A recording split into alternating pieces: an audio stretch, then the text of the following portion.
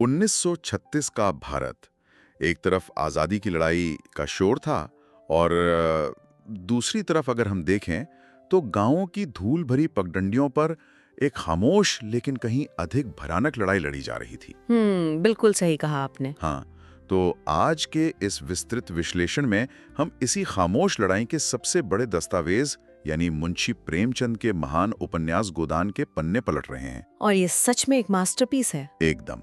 हमारे पास जो साहित्यिक आलोचनाएं, ऐतिहासिक शोध और प्रेमचंद के अपने पत्रों का संग्रह है ना, उनके जरिए हमारा उद्देश्य ये समझना है कि कैसे एक सीधे साधे किसान की कहानी महज एक व्यक्ति का दर्द नहीं है, बल्कि ये उस पूरी व्यवस्था की चीर-फाड़ है जो सदियों से शोषण के पहियों पर चल रही थी। बिल्कुल। तो बिना किसी देरी के सीधे मुद्दे पर आते हैं। मेरा मतलब है 1936 में गढ़ी गई एक ऐसी कहानी जिसका केंद्र कोई महल या राजा का सिंहासन नहीं है, बल्कि एक किसान और उसकी एक गाय की चाहत है। वो आज के इस आधुनिक युग में भी हमें इतना विचलित क्यों कर देती है? देखिए, इस बेचैनी का सबसे बड़ा कारण ये है कि ये कहानी व्यवस्था के उस मैकेनिज्म को या कह ले कार्य प्रणाली को नंगा कर देती है जिसे हम अक्सर नजरअंदाज कर देते हैं। जब हम गोदान के शोध और विश्लेषणों को गहराई से देखते हैं तो पाते हैं कि प्रेमचंद केवल एक कथा नहीं बुन रहे थे।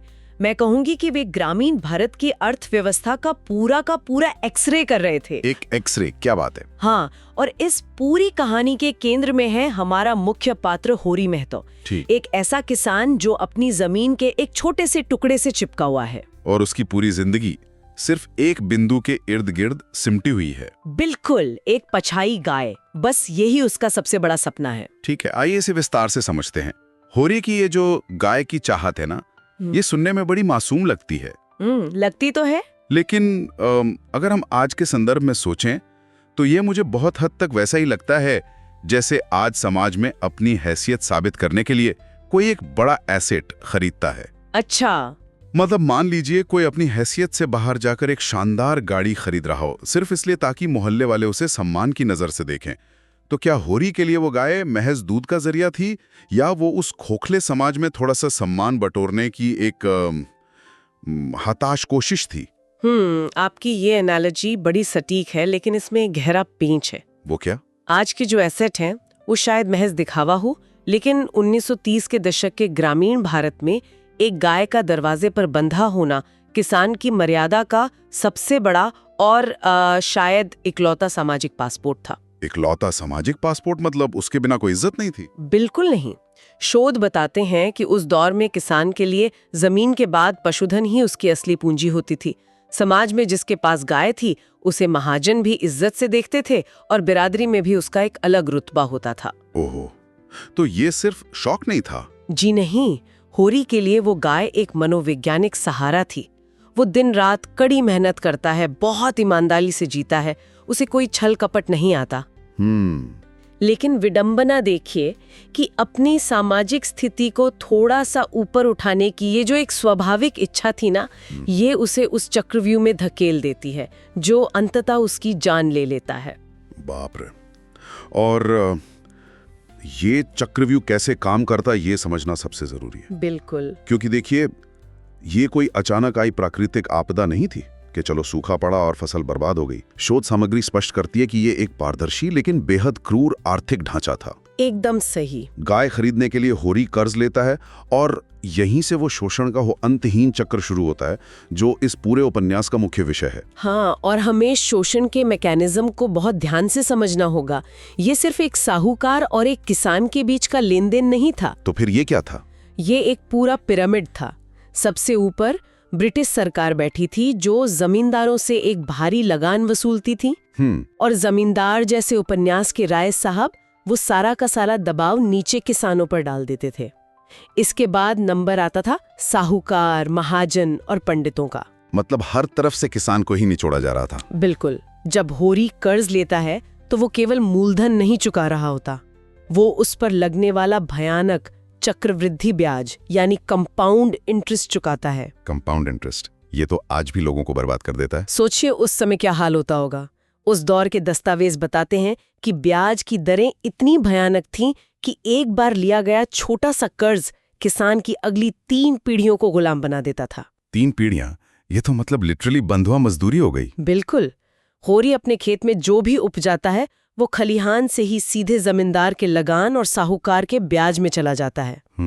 और उसके अपने परिवार के लिए सिर्फ भूसा बचता है और भूख बचती है। मुझे यहाँ एक बात समझ नहीं आ रही है, और सच कहूं तो ये सवाल इस पूरी कहानी को पढ़ते हुए मेरे दिमाग में बार बार खटकता है। बताइए। अगर ये सिस्टम इतना क्रूर था, इतना एक तरफा और शोषक था, तो होरी ने इसके खिलाफ कभी कोई आवाज क्यों नहीं उठाई?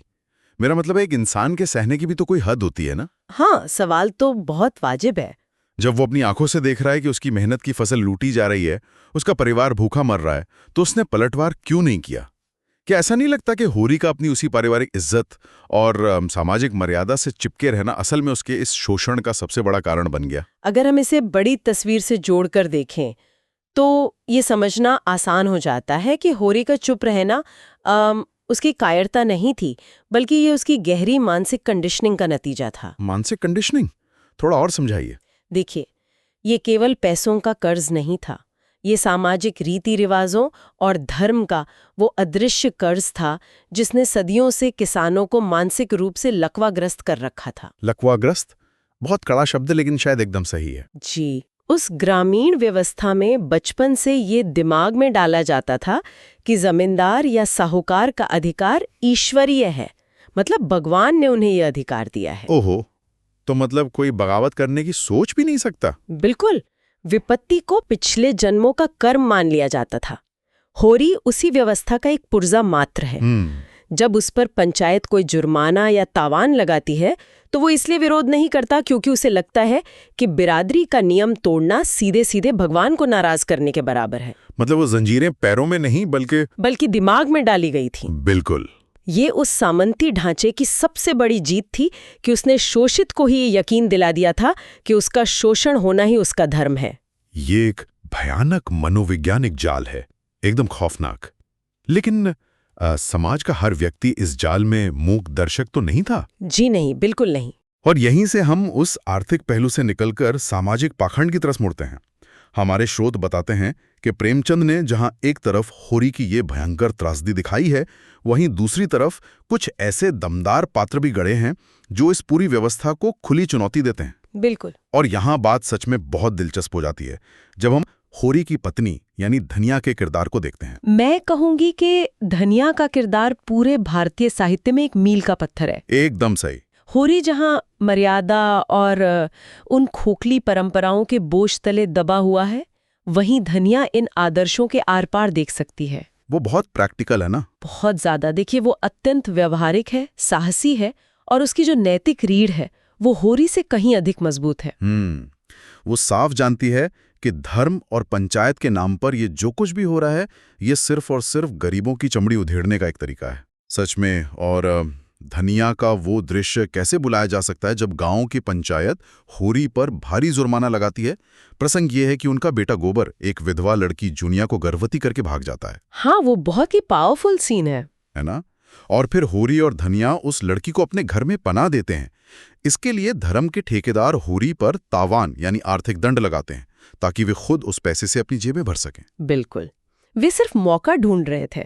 1936 के उस दौर में जब महिलाओं को शायद ही कभी बोलने का मौका मिलता था, धनिया का पूरे गांव के ठेकेदारों और पंचायत के सामने खड़े होकर उन्हें आईना दिखाना, ये प्रेमचंद की कितनी बड़ी कलात्मक छलांग थी। ये महज एक छलांग नहीं थी, मैं तो इसे एक पूरी पीढ़ी का विद्रोह मानती हूँ जिसे धनिया के जरिए स्वर मिल रहा था। क्या बात है। धनिया एक नैतिक ढाल की तरह खड़ी होती है।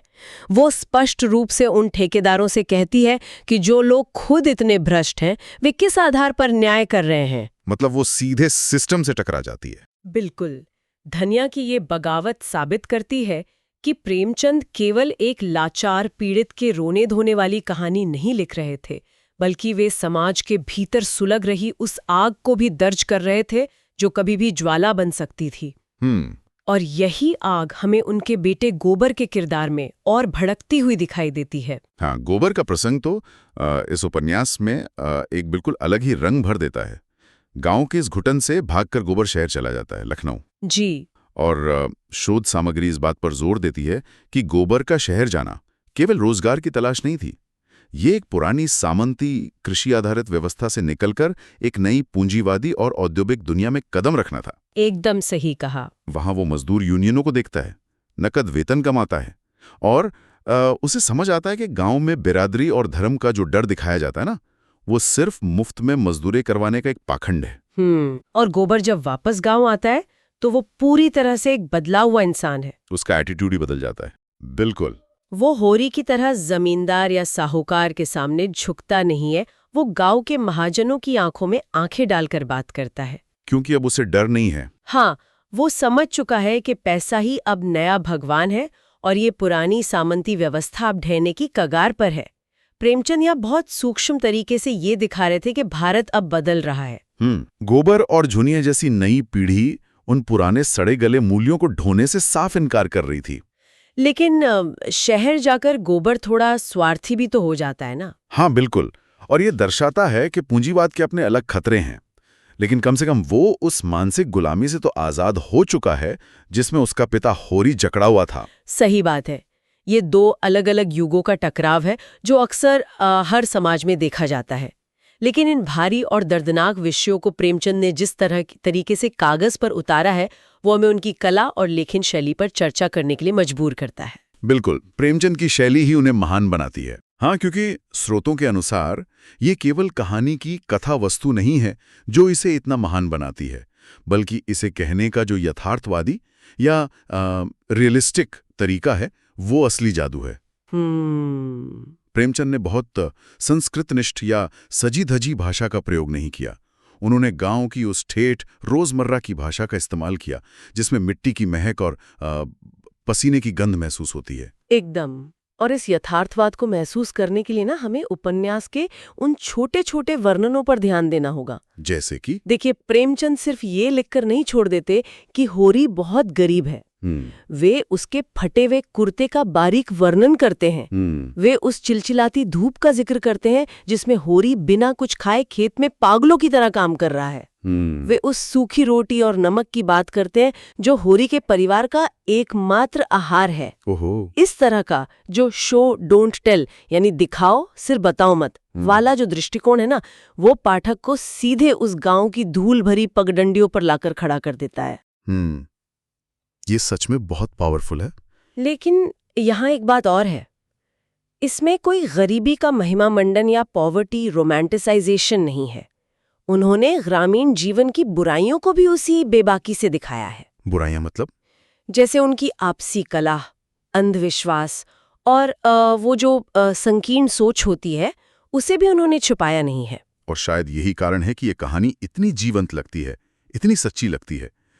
और फिर अंत में वो दिल दहला देने वाला दृश्य आता है जो इस पूरे उपन्यास के शीर्षक गोदान को एक बहुत ही कड़वी सच्चाई के रूप में हमारे सामने लाकर पटक देता है। वो दृश्य मैं कहूंगी कि भारतीय साहित्य के सबसे मार्मिक और रुला देने वाले पलों में से एक है। सच में। होरी जो जीवन भर एक गाय का सपना देखता रहा, जो जीवन भर कर्ज और सामाजिक मर्यादाओं का भारी बोझ ढोता रहा, लू लगने से टूटकर गिर पड़ता है, वो मरने की कगार पर है।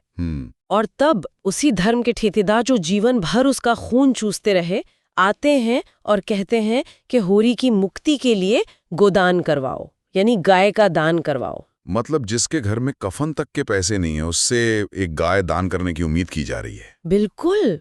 तब धनिया अपनी सारी उम्र की कमाई जो महज 20 आने थी, पंडित के हाथ में रखकर कहती है कि महाराज, घर में न गाय है, न बच्चियां, न पैसा, यही पैसे हैं, यही हमारा गोदान है। बाप रे। ये उस पूरी व्यवस्था पर प्रेमचंद का सबसे करारा तमाचा था। तो इस सब का क्या मतलब है? इस पूरी चर्चा के बाद किसी के भी मन में ये सवाल उठ सकता है कि आज के इस युग में जहां हम आर्टिफिशियल इंटेलिजेंस, अंतरिक्ष यात्राओं और डिजिटल दुनिया की बात कर रहे हैं, वहां एक किसान की इस पुरानी त्रासदी को पढ़ने या समझने का क्या अर्थ है? इस यथार्थवाद से आज का समाज क्या सीख सकता है? यहाँ जो बात सबसे आकर्षक है वो ये है कि समय बदल गया है, तकनीक बदल गई है, लेकिन सत्ता और शोषण का जो बुनियादी मैकेनिज्म है ना, वो आज भी वैसा ही है। कैसे? देखिए, होरी का शोषण जमींदार और साहूकार करते थे और आज का व्यक्ति आधुनिक वित्तीय प्रणालियों के जाल में उलझा हुआ है। आज भी लोग अपनी हैसियत से बाहर जाकर बड़े बड़े घर या महंगी गाड़ियां खरीदते हैं। सिर्फ समाज में सम्मान पाने के लिए। बिल्कुल। और फिर वे जीवन भर ईएमआई और क्रेडिट कार्ड के कर्ज के उस चक्रव्यूह में फंसे रहते हैं जो एकदम उस पुराने साहूकारी ब्याज की तरह ही काम करता है। मतलब चेहरा बदल गया है लेकिन सिस्टम वही है। जी, जब तक समाज में असमानता है और जब तक हम दिखावे और झूठे सामाजिक सम्मान के लिए अपनी खुशियों की बलि चढ़ाते रहेंगे, तब तक गोदान की गूंज हमें सुनाई देती रहेगी। ये कहानी हमें ये पहचानने की दृष्टि देती है कि हम किन अदृश्य जंजीरों में जकड़े हुए हैं। ये बहुत ही सटीक विश्लेषण है। इस पूरे विमर्श को समेटते हुए हम ये कह सकते हैं कि गोदान महज एक किसान के दुख की दास्तान नहीं है। बिल्कुल नहीं। ये भारतीय समाज के यथार्थवाद की वो अमर आवाज है जो ये स्पष्ट करती है कि बिना बुनियादी ढांचे में बदलाव के शोषण के तरीके भले ही बदल जाएं, लेकिन उसका शिकार हमेशा आम इंसान ही होता है। सही बात है। और अब इस विस्तृत विश्लेषण को समाप्त करने से पहले एक ऐसा विचार है जिस पर हम सबको गहराई से सोचने की जरूरत है। हमने शुरुआत में उस गाय की बात की थी जो होरी के लिए सम्मान का प्रतीक थी, लेकिन अंततः उसके गले का फंदा बन गई। जरा ठहर कर सोचिए, आज हमारे समाज में गढ़े गए सम्मान के वे कौन से प्रतीक हैं जिन्हें हम अपनी आज़ादी समझते हैं? बड़ी डिग्रियां। हाँ, बड़ी डिग्रियां, महंगे गैजेट्स या सोशल मीडिया पर दिखने वाली एक एकदम परफेक्ट जिंदगी। क्या ये संभव है कि आज हम भी अनजाने में अपनी अपनी गाय के पीछे भागते हुए उसी अंतहीन मानसिक और आर्थिक